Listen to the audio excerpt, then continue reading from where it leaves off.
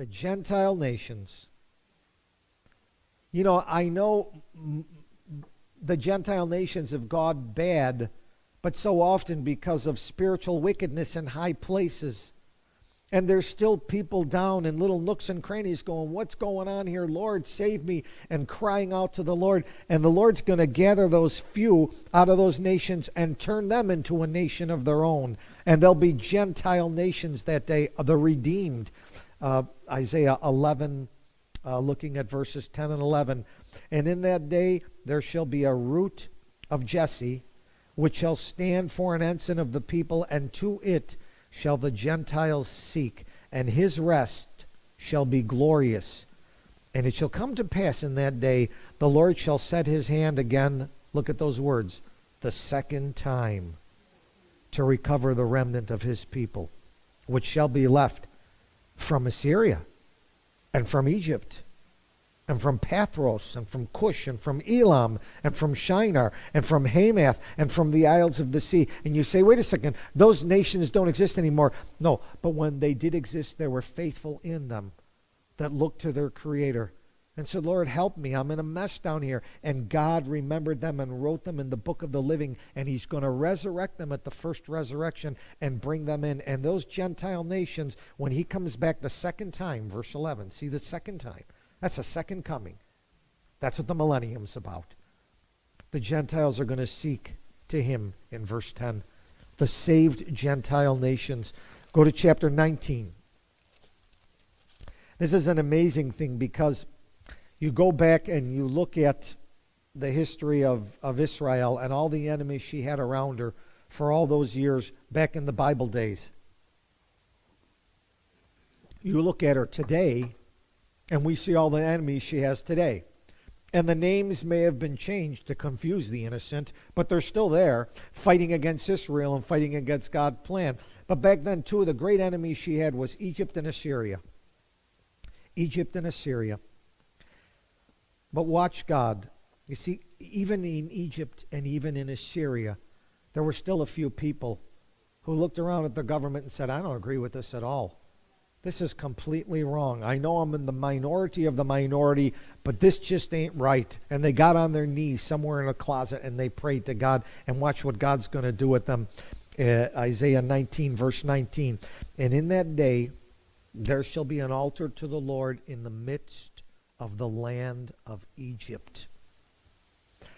Skip down to verse 23.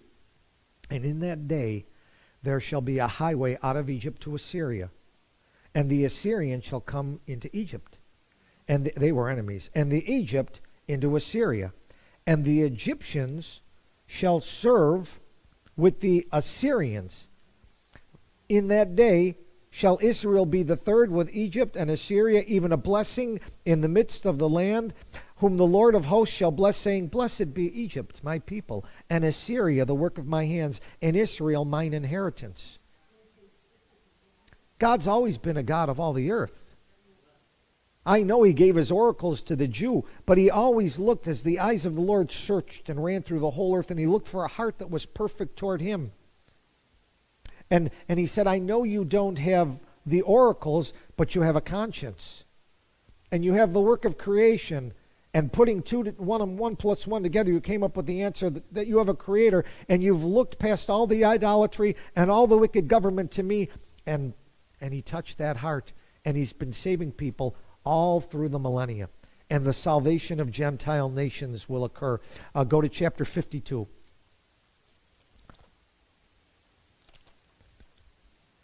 Next stop on the train, folks, millennium. The rapture is just a trip to get there. The rapture is not really the stop. The rapture is the motion to get us there.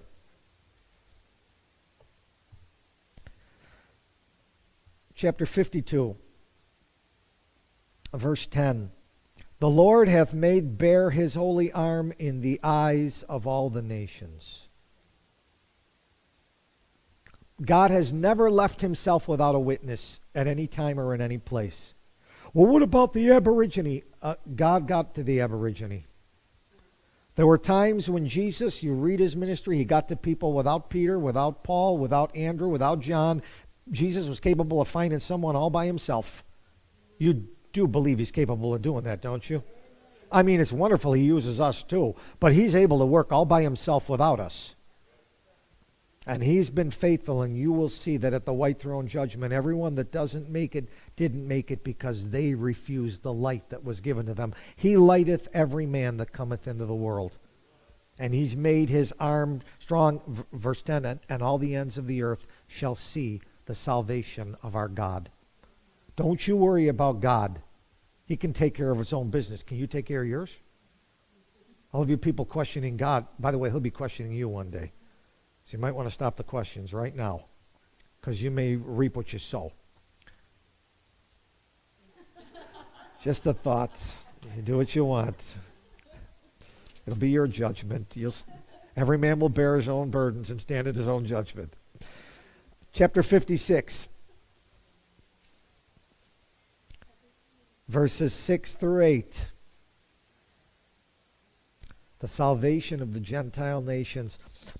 Also the sons of the stranger that join themselves to the Lord to serve him and to love the name of the Lord, to be his servants. Everyone that keepeth the Sabbath from polluting it and taketh hold of my covenant, even them will I bring to my holy mountain and make them joyful in my house of prayer. Their burnt offerings and their sacrifices shall be accepted upon mine altar, for my house shall be called a house of prayer for all people.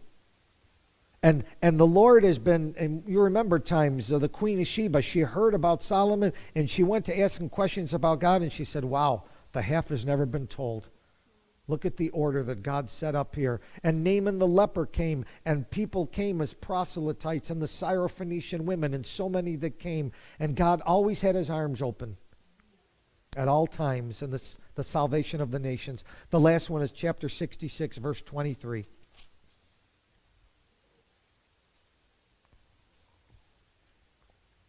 Isaiah is a mini picture of your Bible, got 66 chapters, like the Bible has 66 books. Verse 23, it shall come to pass that from one new moon to another, and from one Sabbath to another, shall all flesh come to worship before me, saith the Lord. And the salvation of Israel, and of course the holy city Jerusalem, number one, but number two, all the Gentile nations. But number three, go to chapter 29. One of the things that has troubled us as mere earthlings, with our short mortal life, and we see people who are handicapped, and our heart goes out to them, and we wonder, what's it like to live a life with missing a limb, or blind, or deaf, or how difficult it is. I mean, we know how much we struggle with all our limbs and all our senses to get through this world. How do they get through it? Those who are afflicted, he's going to save all of them too. Isaiah 29, verse 18.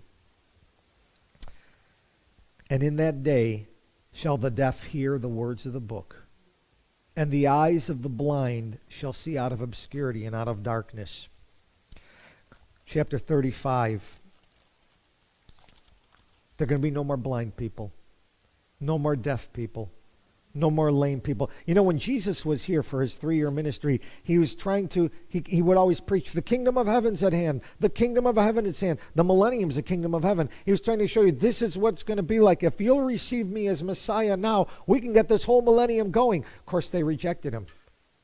And so they had to wait 2,000 years. But it's coming.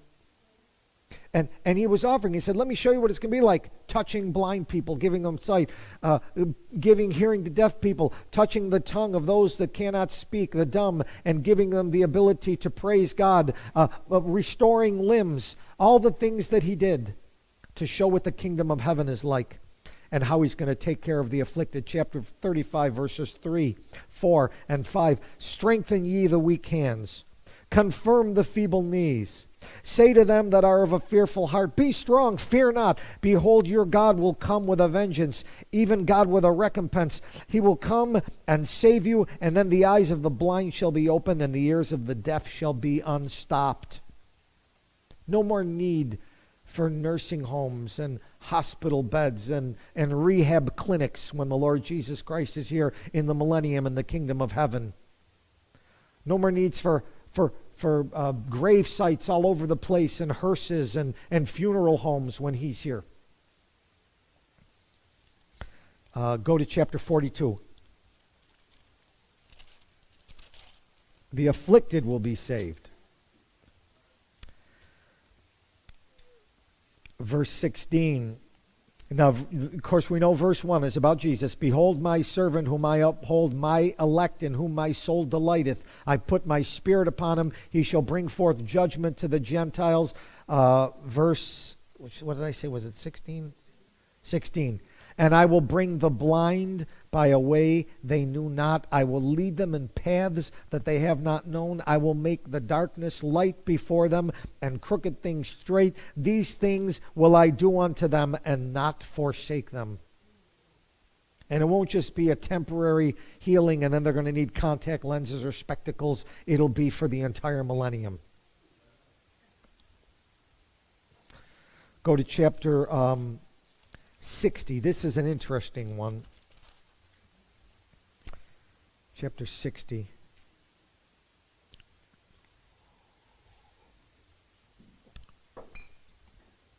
And in your notes, I have this verse. It's chapter 60, verse 22, but next to it is in parentheses, Ecclesiastes 6:6. And basically it's this. Here's the promise. A little one shall become 1,000 years old. In addition to a little one having enough children that by the end of the millennium he may have birthed 1,000 children, one person, because of all the years he'll live, and his kids and his grandkids and his great-grandkids. Like Abraham was made a nation, one person will have the ability to make a nation. But 1,000 years old, it says in Ecclesiastes 6:6, one of the things going to be the affliction taken away is all these debilitating diseases that cut life short. And Christ is here for the millennium, and he wants his subjects here for the full millennium. And they're going to live 1,000 years, just like they did back in Genesis chapter 5. And that's why Ecclesiastes says 1,000 twice told, meaning way back there at the beginning and here at the millennial end. People living 1,000 years old again. Go to chapter 65, verse 20. We were looking at it briefly before. No more thence an infant of days, nor an old man that hath not fulfilled his days. He's going to live 1,000 years. And the child that dies is 100 years old. Right now, what we consider decades will be expanded to centuries. So today someone lives to 90 or 100, and they're a child 1 through 10. Well, they'll live to 900 or 1,000, and they're a child till they're 100. That's a long time for kids to enjoy their youth. We enjoyed our youth, but it was over like this. In the millennium, they can really enjoy it. A child can have 100 years of youth, and then he'll still get 900 years to serve. He'll get plenty of time to work. But he can really enjoy his youth and not have it robbed from him. And these verses that we looked at about the afflicted, I don't know if we had a chance last week to look at them. Where are we on time? 50? They're summarized in Revelation 21, verses 1 through 5. The last thing he's going to do, after saving Israel and saving the Gentile nations and saving all of our health, so there's no more afflicted people and wounded people and handicapped people down here, is he's going to save nature. Go to chapter 11.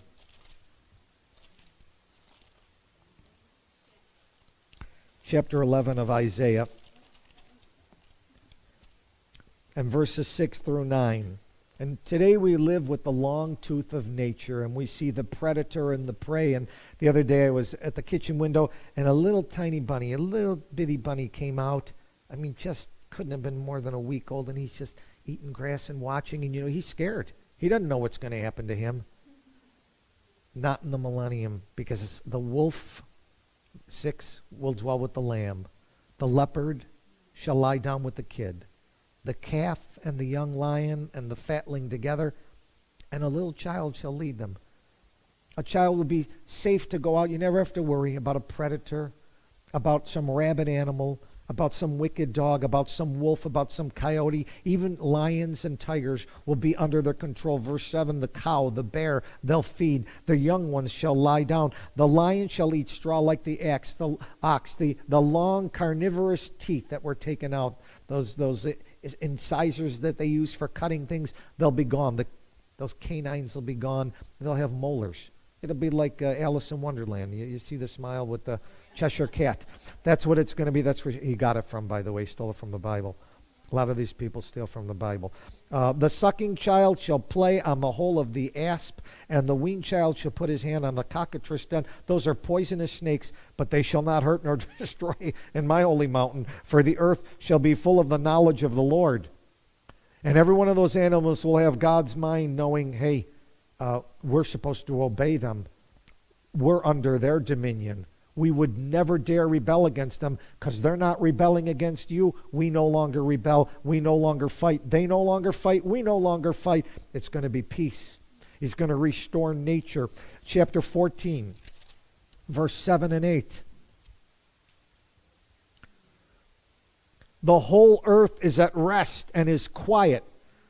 No more storm centers. No more large hurricanes and typhoons and tornadoes and things like that. Verse 8, the fir trees rejoice at thee, the cedars of Lebanon, saying, since thou art laid down, no feller has come up against us. Once he's laid down his rule and he's sitting on his throne, I don't have to worry about these problems anymore. Everything is fine.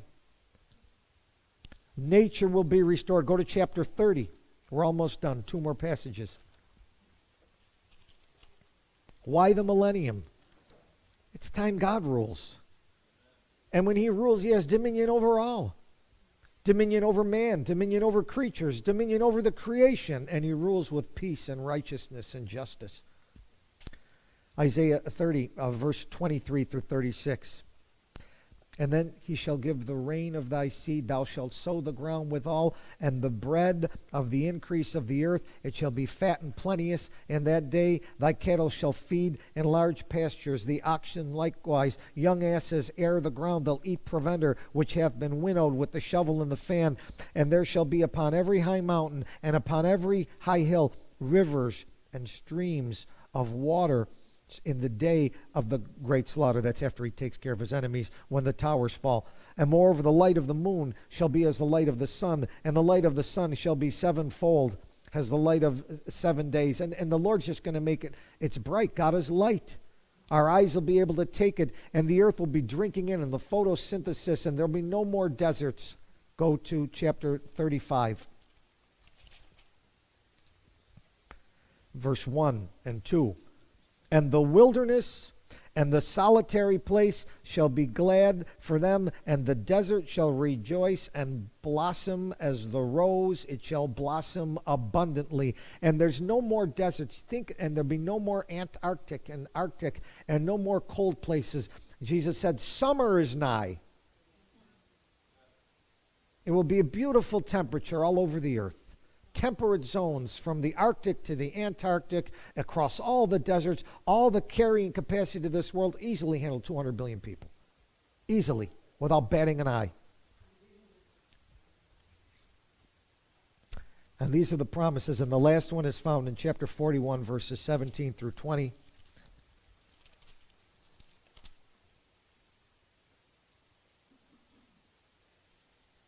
And when the poor and the needy seek water, and there is none, and their tongue faileth for thirst, I, the Lord, will hear them.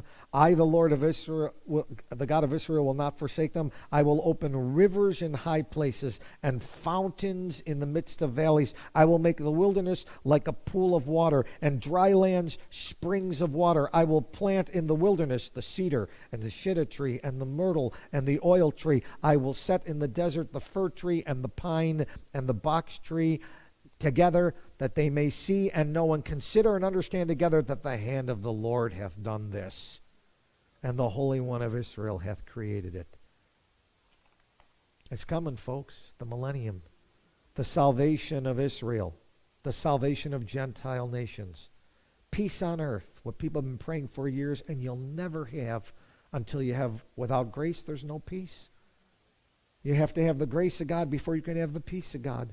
And those that have received the grace of God will usher into that kingdom in Israel and the Gentile nations. The afflicted will have all their afflictions taken away, and nature will blossom all over the world, and the animals will be peaceful. And the other day I was driving home from the service, and a wolf came down the middle of the street toward my car. I just smiled like, you're going to lose this battle. I mean, I'm driving a car, it's 3,000 pounds. How big are you? 200? I'm going to take you out. And he finally got out of the way. And then I thought, in about 15 years from now during the millennium, that same wolf, I could get out of the car and go, come here. Yes. I said, what are you doing something stupid like that for? I'll be able to talk to him. I'll be able to pet him. That's what the millennium is going to be like. Going to be a wonderful time. And it's coming soon.